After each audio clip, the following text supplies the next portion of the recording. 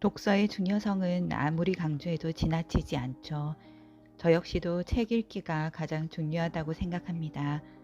책 읽기를 통해 전후 과정, 자신이 한 행동이 어떤 결과를 가져오게 되는지의 인과관계, 스토리를 만들어내는 힘, 무한한 상상력 등을 얻게 됩니다.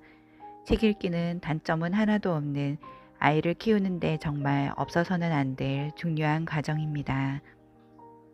하지만 책을 통해 배우는데 한계가 있었습니다. 눈으로 읽고 이해하는 시간이 1년이 걸린다면 영상을 통해 배우는 데는 빠르게 받아들이고 이해를 하더라고요. 예를 들어 코딩을 책으로 배우려면 한계가 있습니다. 아무리 만화로 그려져 있다고 하더라도요. 어른인 제가 먼저 읽어보고 그것을 이해해서 아이에게 맞는 좀 더 쉬운 단어로 다시 문장을 풀어서 해석을 해주어야 아이는 이해할 수 있었습니다. 직접 선생님을 만나 1대1로 배우지 않는 한 그 다음 차선책은 바로 영상을 통해 말로 설명하며 직접 눈으로 보는 방법이었습니다.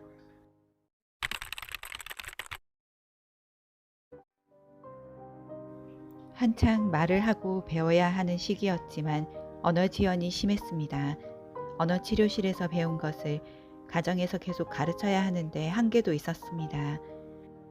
그런데 우리가 하는 일상적인 단어나 말에는 실증을 내는 아이가 좋아하는 영상을 보고는 하루 종일 따라 말하고 노래하듯 웅얼거리며 소리내기 시작했습니다. 그렇게 처음으로 아이는 엄마, 아빠 외에 다른 단어를 말하기 시작했습니다.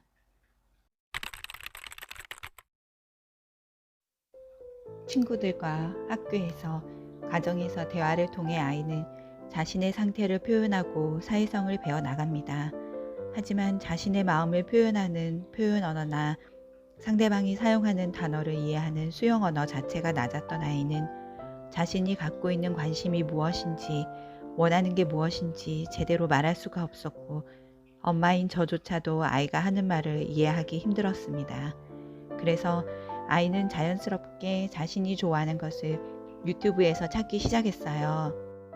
글자를 조금씩 배운 후에는 검색을 통해 자신이 원하는 것을 찾아 나가게 되었고요.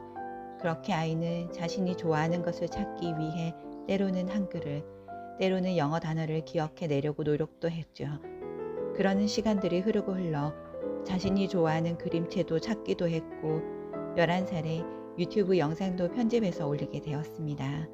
아이가 스스로 찾아서 익혔어요.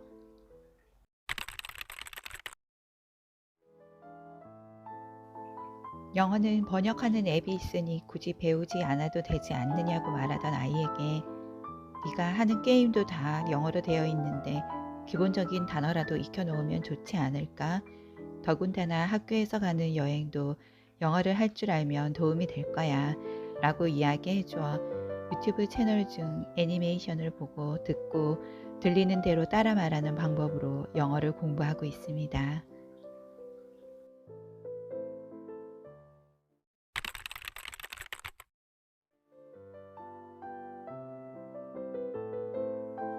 느린 학습자 아이를 위한 교재도 있더라고요. 사실 최근에 알았어요. 저희 아이의 경우엔 지면 활용을 통한 학습보다 스마트폰 어플을 활용한 공부에 더 흥미를 가졌고 쉽게 받아들이더라고요.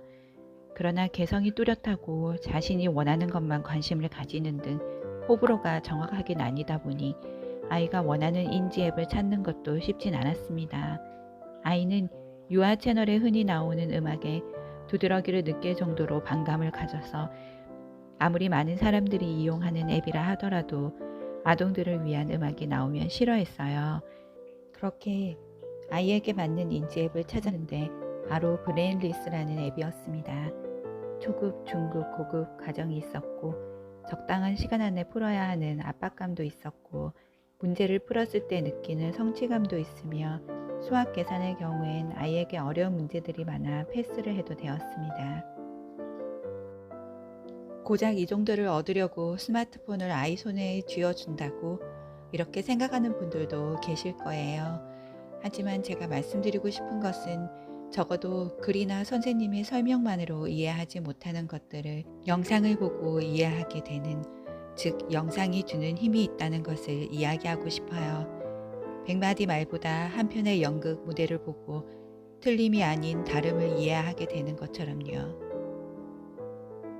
스마트폰의 사용으로 인한 단점은 다들 짐작하시겠지만 폰 사용 시간이 늘어난다는 것입니다. 하지만 영상을 통해 배우는 내용이 훨씬 더 빠르고 효과적이라는 것을 느꼈기에 저는 조금 더 폰을 활용한 학습을 적용해 볼까 합니다. 코로나라는 상황은 어쩔 수 없이 우리 아이들을 비대면 학습으로 내몰고 있기에 현실이 이렇다면 오히려 이것을 활용해 더 좋은 방향으로 결과를 만들어야겠다 생각합니다.